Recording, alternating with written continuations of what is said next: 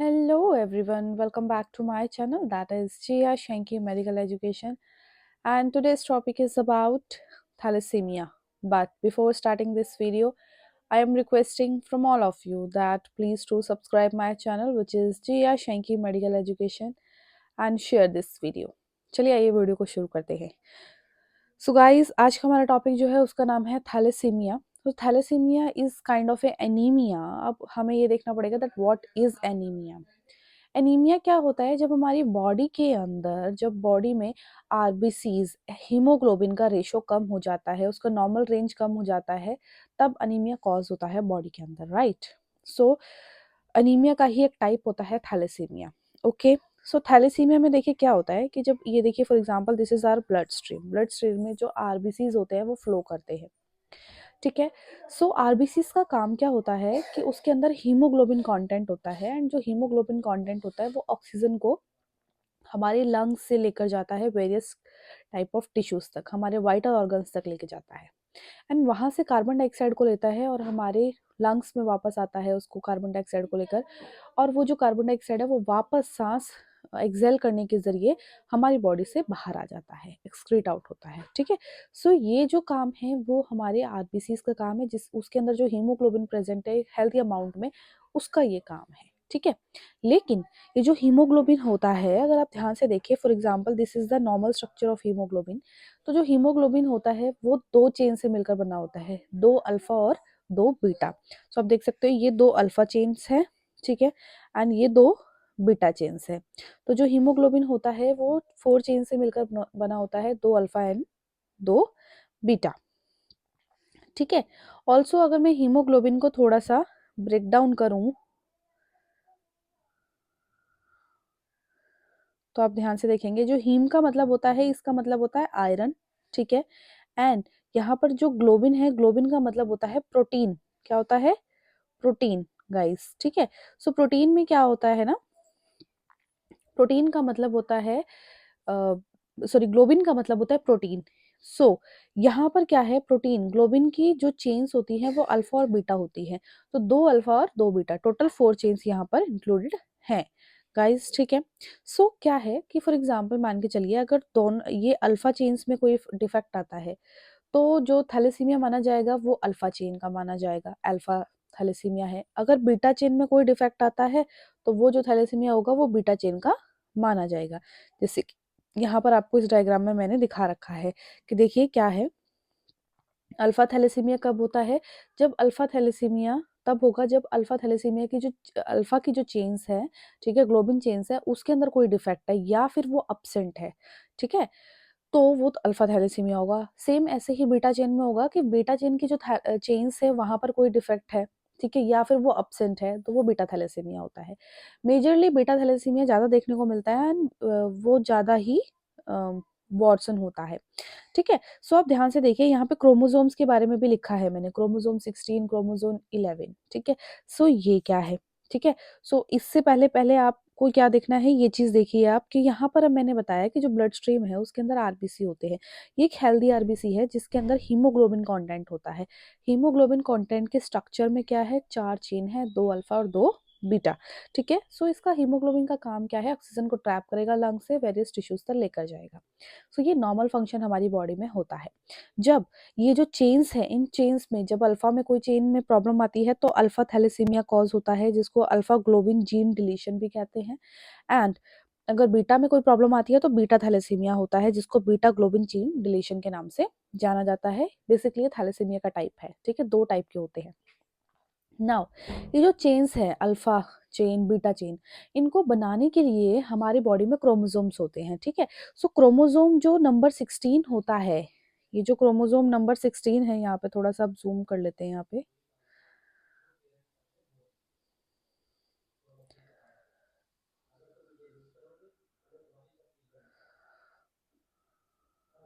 ठीक है।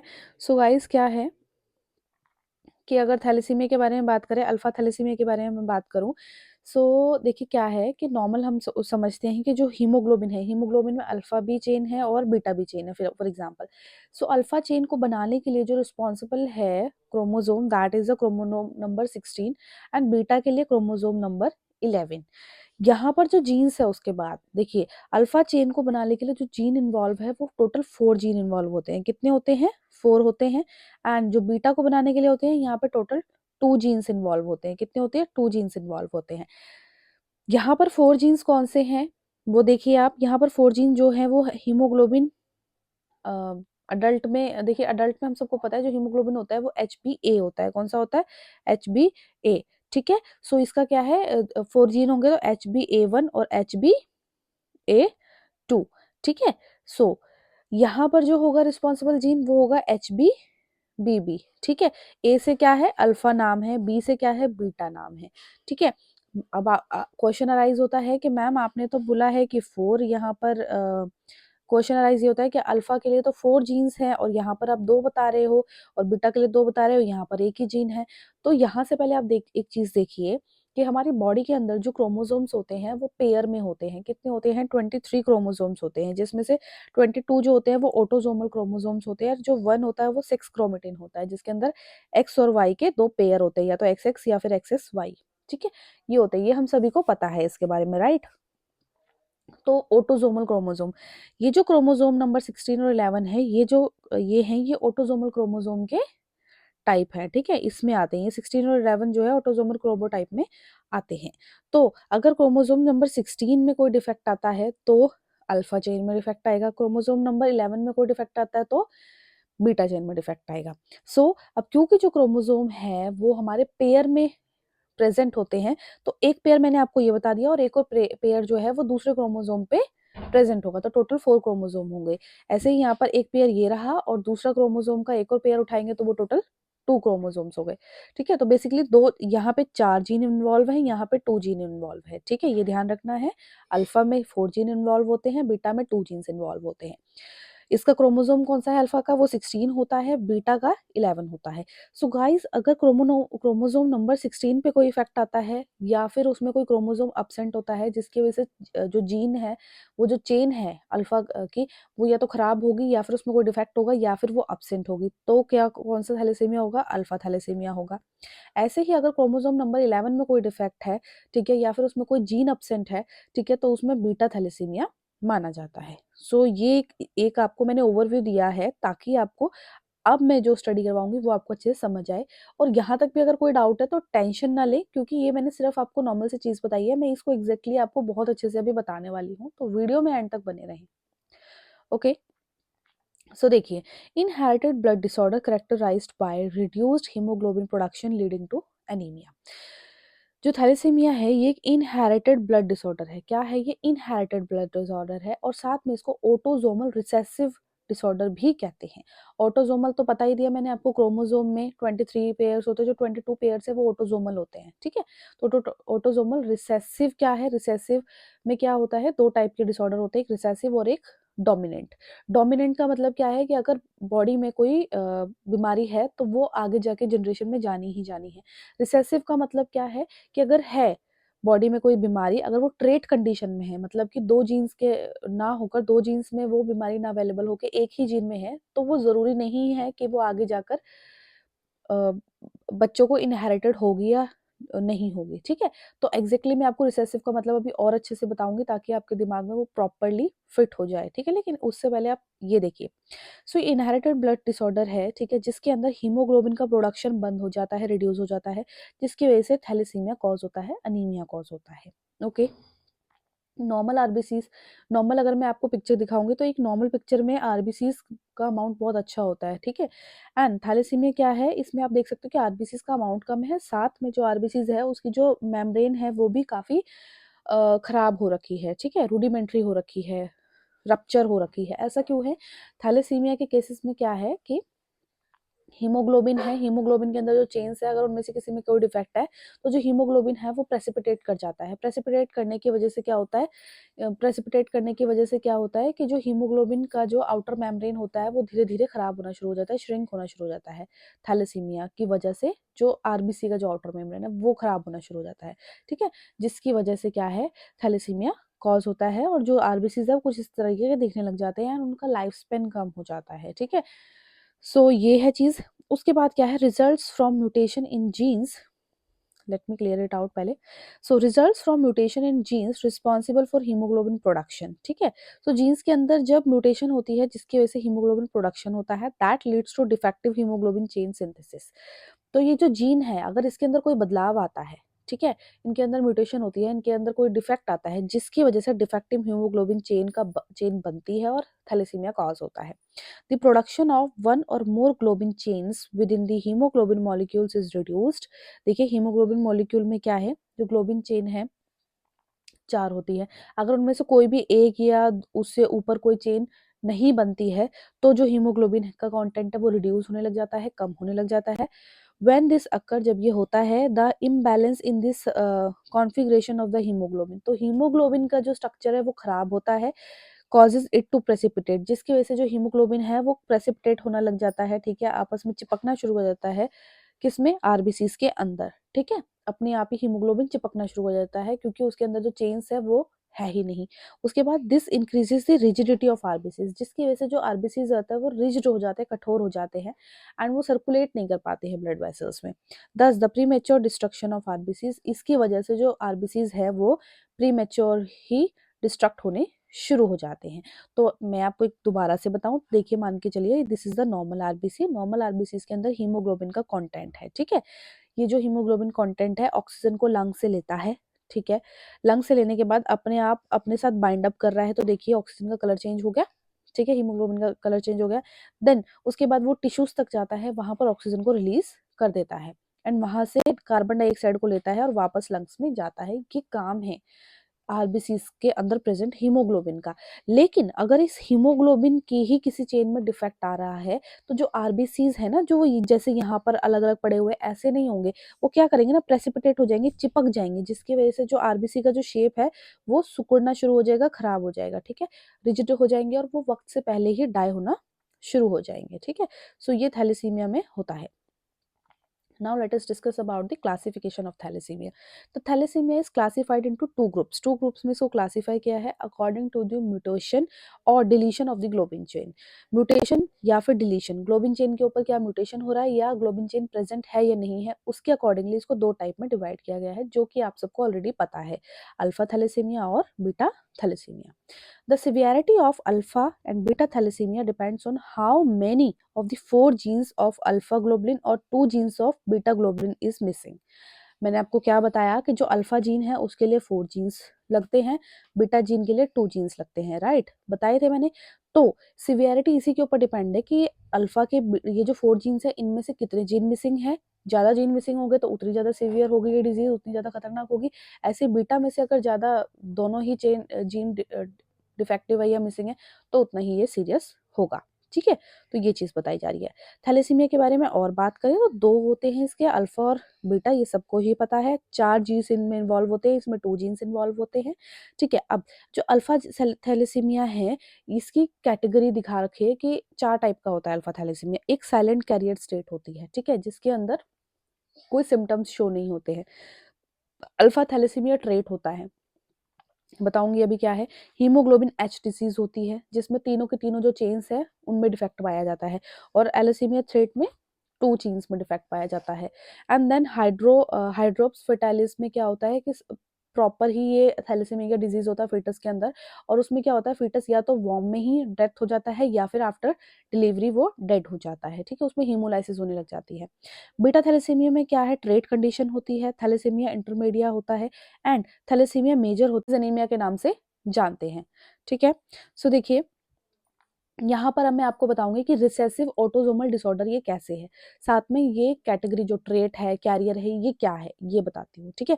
For example मान के चला दे आर दी पेरेंट्स, ठीक है, ये पेरेंट है, ठीक है। सो हमने दोनों में माना कि दोनों के अंदर जो है थैलेसीमिया माइनर है। माइनर का मतलब क्या है कि हमें पता है कि 2 जीन्स होते हैं तो एक एक जीन के ऊपर ये है प्रेजेंट, ठीक है। दूसरा वाला जीन जो है वो परफेक्टली फाइन है, मतलब कि एच बी ए परफेक्ट, एक एच बी ए है और एक एच बी थैलेसीमिया का मान के चल लिया हमने, ठीक है, तो थैलेसीमिया का है, तो दोनों में ये कंडीशन है। तो उसके बाद क्या है, जब इनके चाइल्ड होंगे, ठीक है, तो ये हो सकता है अब देखिए मैं यहाँ पे आपको क्रॉस लिंक करवा के देखती हूँ। जो रेड वाला पोर्शन है मान के चला डिफेक्टिव है, थैलेसीमिया से है, और जो व्हाइट है वो डिफेक्टिव नहीं है, उसको थैलेसीमिया नहीं है। ये 2 जीन हमने यहाँ पे दिखाए हैं कलर कोडिंग के थ्रू, ठीक है। सो पहले मैंने माना कि रेड वाला दोनों आपस में लिंक्ड हुए, ठीक है। तो रेड वाले में कोई डिफेक्ट नहीं है, तो क्या है, जो चिल्ड्रन होगा वो नॉर्मल होगा और उसके होने के चांसेस 25% होंगे, ठीक है। उसके बाद मैंने एक वाला रेड वाला मतलब कि बिल्कुल नॉर्मल कंडीशन उठाई, और एक इससे यहाँ से ली जिसमें हीमोग्लोबिन का जीन है वो उठाई। तो यहाँ पर क्या होगा कि एक जीन उसका ठीक है और एक जीन में हीमोग्लोबिन का प्रॉब्लम है, थैलेसीमिया है।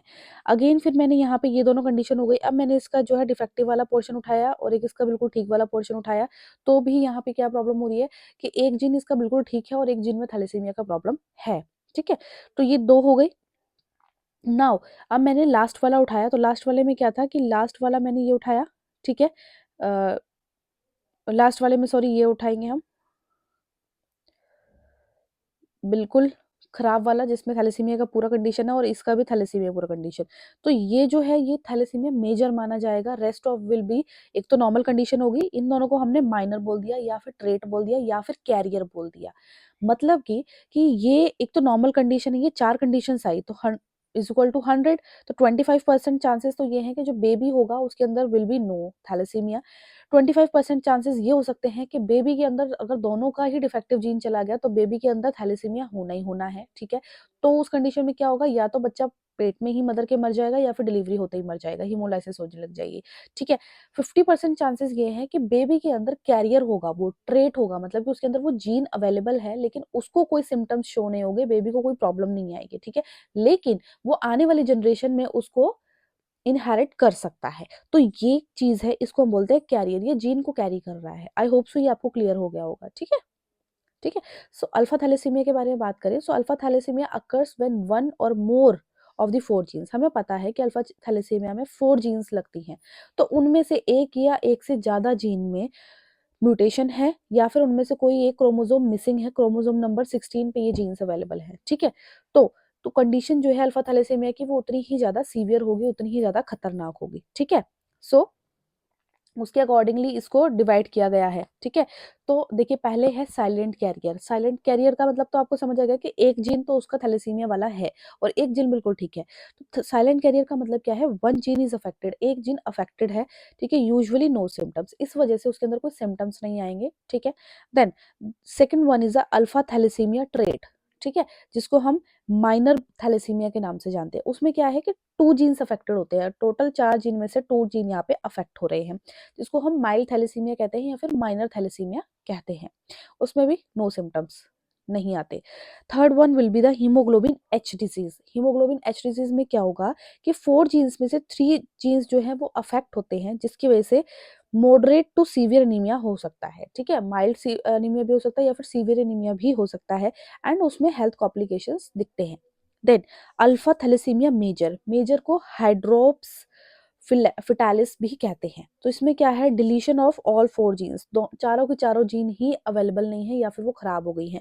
Usually results in severe anaemia, ये कब होता है, जब सीवियर एनीमिया होता है, ठीक है। And is often fatal before और शॉर्टली आफ्टर द बर्थ, या फिर बेबी के जन्म लेने से पहले ही वो उसकी डेथ हो जाती है या फिर जन्म लेने के बाद वो डेड हो जाएगा, ठीक है। Then there is a beta thalassemia. Beta thalassemia में क्या है, म्यूटेशन और missing beta globin chain, beta globin chain, chromosome number 11 के ऊपर जो बीटा ग्लोबिन चेन है उसके अंदर कोई म्यूटेशन है या डिलीशन है तो बीटा थैलेसीमिया होता है, ठीक है। हमें पता है यहाँ पे 2 जीन्स लगते हैं, एच बी बी बी के, ठीक है, और ये पेयर में होते हैं तो ये इंटू 2 हो गया तो ये 2 जीन हो गए, ठीक है। सो बीटा थैलेसीमिया में क्या है कि एक तो माइनर होगा ट्रेट जिसमें 1 जीन अफेक्ट होगी, माइल्ड एनीमिया होगा, no symptoms will be arrive. Then beta thalassemia intermedia होता है, इसमें क्या होता है, दोनों के दोनों जीन्स, टू के 2 जीन्स अफेक्टेड हो रहे हैं, ठीक है। यहाँ पे 4 कंडीशन नहीं है, 3 कंडीशन है, क्योंकि यहाँ पे जीन जो है सिर्फ 2 इन्वॉल्व है, ठीक है। तो या पहले में एक ही जीन इन्वॉल्व है इसलिए माइनर है, ठीक है। दूसरे में इंटरमीडिया है क्योंकि बोथ जीन्स आर अफेक्टेड, तो इसमें मॉडरेट एनीमिया होता है, ठीक है। एंड इसमें जो है ना ओकेजनल ब्लड ट्रांसफ्यूजन करते रहना पड़ता है। देन बीटा थैलेसीमिया में मेजर होता है तो इसमें क्या है, कूलीज एनीमिया भी हम इसे कहते हैं, ठीक है। बोथ जीन सीवियरली अफेक्टेड, इसमें क्या है, दोनों के दोनों जीन बहुत ही ज्यादा अफेक्टेड है, ठीक है। इसमें सीवियर एनीमिया होता है एंड इसमें रेगुलर ब्लड ट्रांसफ्यूजन की जरूरत पड़ती है। अब हमें ये पता है कि हीमोग्लोबिन है, हीमोग्लोबिन के अंदर जो ग्लोबिन है उसमें प्रॉब्लम आ रही है, उस प्रोटीन पार्ट में प्रॉब्लम आ रही है, उस चेन में प्रॉब्लम आ रही है, लेकिन आयरन जो है वो तो ठीक है ना। तो जब हम रेगुलर बेसिस पे ब्लड ट्रांसफ्यूजन करते हैं तो हमें पता है कि जब हम किसी और का ब्लड ट्रांसफ्यूज कर रहे हैं तो उसके अंदर भी हीमोग्लोबिन कंटेंट है, इसीलिए हम उसको ट्रांसफ्यूज कर रहे हैं।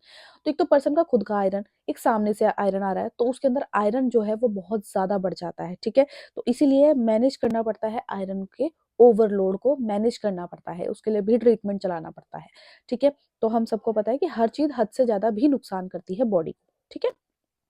Now let us talk about the pathophysiology of thalassaemia. So देखिए इसमें क्या है कि दो तीन कंडीशन हो जाती है, वो अभी मैं बताऊंगी आपको, ठीक है। सो सबसे पहले क्या है, इनएडिक्वेट production of beta cells, beta cells या फिर अल्फा सेल्स का इनएडिक्वेट प्रोडक्शन हो रहा है, ठीक है।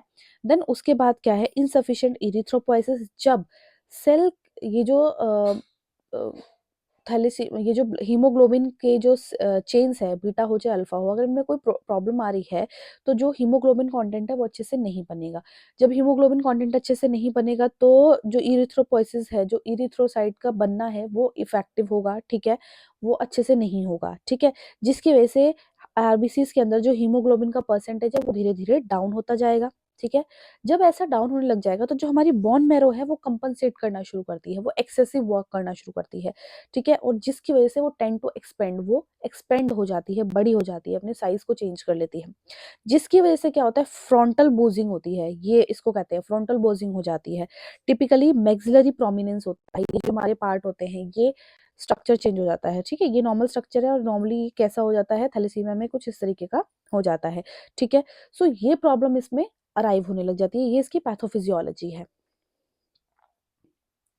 Now let us talk about the severity and types of the thalassemia, ठीक है। तो थैलेसीमिया माइनर होता है, इंटरमीडिया होता है, थैलेसीमिया मेजर जिसको कोलीज एनीमिया के नाम से भी हम जानते हैं, ठीक है।